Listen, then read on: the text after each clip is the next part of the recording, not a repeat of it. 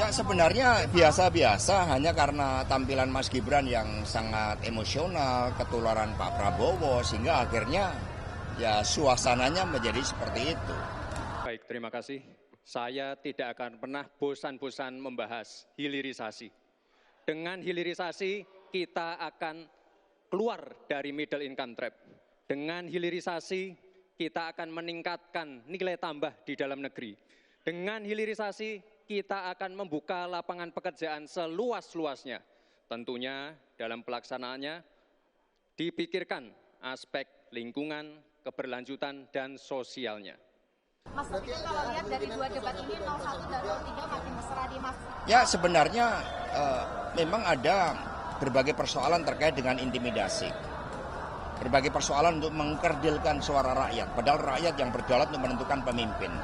Inilah yang kemudian menciptakan hubungan emosional, tetapi kami tetap kokoh bahwa dengan turun ke bawah, dengan berpihak pada wong cilik, dengan menempatkan Pak Ganjar pada program ekonomi, ini akan semakin mendorong hal yang positif buat Pak Ganjar Mahfud.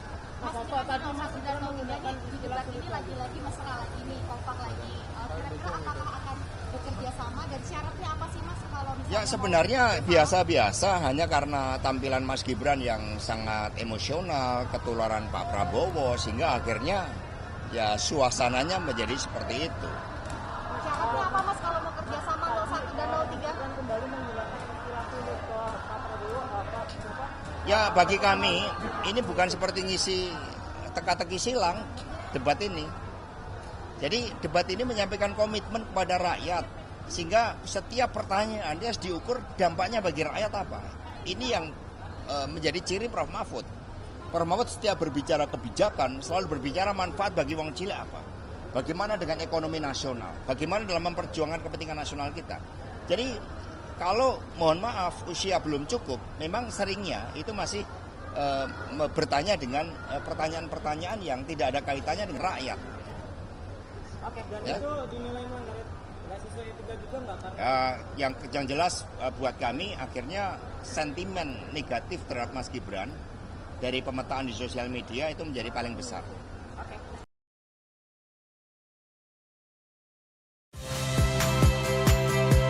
Saya Friska Clarissa. Saksikan program-program Kompas TV melalui siaran digital, pay TV, dan media streaming lainnya. Kompas TV, independen, terpercaya.